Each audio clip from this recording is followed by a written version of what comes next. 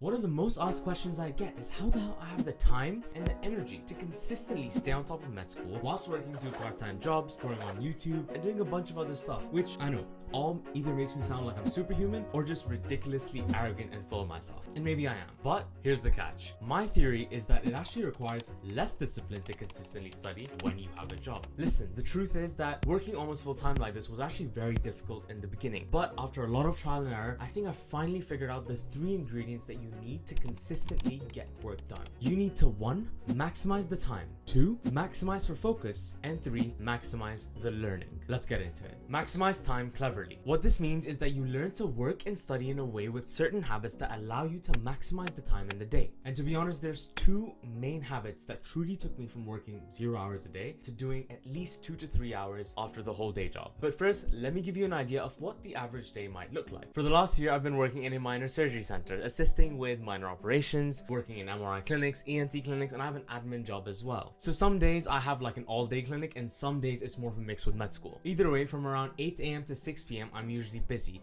which means every gap in the day mattered. My first habit, I utilize 80% of the gaps in the day. And stick with me here, let me give you an example. My commutes get like 30 to 40 minutes long, so on the train or the bus to or from work, I am usually writing a script, doing flashcards. Again, think about the type of activity I'm mentioning here. Less intensive, easier to do for me, more fun. If a patient cancels and I have a 15-minute gap, instead of just whipping out my phone and texting people, I try and watch a video to understand the topic better. I might do 10 more flashcards. Another example is my admin job. The work gets quite boring, repetitive, and in general, I'm quite fast with computers. So I set up my phone in the corner, have a lecture playing in my ear whilst I'm trying to do the work. And 95% of the time, my attention is fully on that lecture. And time to time, I'd even make questions from the lecture and add them on a document I have open on another tab. And the thing is, before, I never used to really utilize these gaps because in my head, it was this super workaholic thing to do, utilizing every single second of the day. But once you start slowly and build up with it, you realize that, damn, during those tiny gaps, I got so much done. I actually end up feeling proud and happy on the way home because I'm like, there's less to do, there's less pressure now. And remember, I only utilize 80% of the gaps, which means I'd fully enjoy the lunches with friends or with a YouTube video. If enough stuff was done, I'd just chill on the way home. But the point is, utilizing the gaps isn't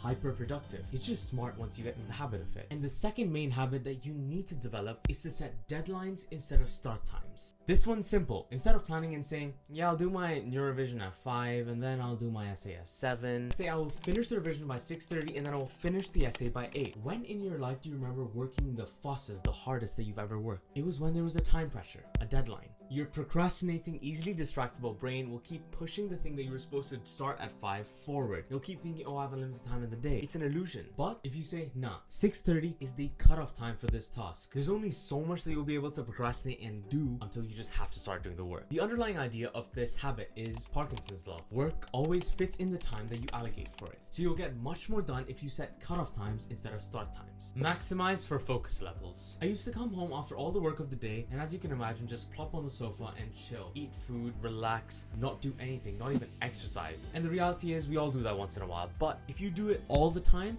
you're making 2 very huge dumb mistakes. Number 1, I was working without thinking about my energy levels. Firstly, you have to understand when in the day you work best and then construct your routine around that. If it's early in the morning, then start waking up 2 hours earlier, do the proper revision, the actual studying that you need to get done before you have uni or go to work. Capitalize on when you have the best focus. But if you're more of a night owl like me, wherein you gain energy throughout the day and feel most focused and energized and excited to do the work in the evening times, then I suggest doing the smaller, easier, low intensity tasks during the gaps of the day. And then in the evening, tackle the proper learning for 2 to 3 hours. It's not rocket science. Figure out when you feel most and least energized and then construct your routine around those times. The second mistake that I used to make, actually still make, is that I barely ever think about how to fuel my mind. Our brain's like a machine. If we want to have the energy to push past the procrastination, we need to think about ways to fuel ourselves. So the rules I found that maximize my energy while studying, quite simple to be honest, they are: number 1, constantly drink water. Have a bottle with you all the time. Hydration increases energy, decreases sleep, and when you drink a lot of water in the day, you just get less of those boredom-induced food cravings. Number 2, treat food as an energy source, not satisfaction. And I'm fully guilty of this. When I started work and studying and balancing all of this, and even now, to be honest, I ended up resorting to sugary drinks, snacks that would spike up my energy levels, and then I would have a crash later on in the day. And I wouldn't actually end up having the proper meals that I needed to, and then I'd overstuff stuff myself because I was so hungry and groggy. And at the end of the day, it's just dumb, isn't it? If you're starving yourself because you don't want to waste time to eat, you're just robbing yourself of your ability to concentrate. So I'm trying to get better at this, trying not to skip meals altogether, grabbing oats on the way out before I leave, grabbing chicken, pasta, whatever sandwich is available for lunch. The last rule I really recommend is monitoring your caffeine intake properly. Drinking one large caffeinated drink before you start work to jumpstart your brain and get focused is more than enough. Anything more will probably decrease your concentration and make you too excited to actually get any proper work done. Stick to water, don't drink caffeine again and again, and then definitely don't do it in the evenings. Maximize the learning. This is essentially a study channel and we talk a lot about it here. But when you're balancing a lot, when you're doing so much, you cannot afford to study just for long hours every single day. So these are the two things that I'm doing to maximize the learning and revision that I do in those 2 to 3 hours. First, create a strong base. I always get asked how I understand and pick things up so quickly, and the answer I don't think is something that anyone would guess. When I'm given a topic to study, the natural instinct for me isn't just to dive in. I always naturally just look at the context of the thing that we're about to learn. I ignore the specifics. I blindly focus on how this will fit in my head. I think about why this is important, how this is going to help me, what's the point of learning this. The point is, in order to learn fast in the limited amount of time you have, you need to create context and build that base and make that a priority in your mind before you actually start to memorize stuff. And the second piece of advice is to visualize like a crazy person. When I shout penguin at you, you obviously think of the image of a penguin because our brain associates information to pictures. For example, for anatomy, I always try my best to picture the process and the stuff and all the structures and where it's located. I use 3D programs, I use diagrams, any sort of animation that I can get my hands on to really understand where every ligament, fissure, attachment site is. Because I don't know if people realize this, but once you do this, you've evaluated what's important and you've at the end put in the effort to create that image, that visualization in your head. It's a truly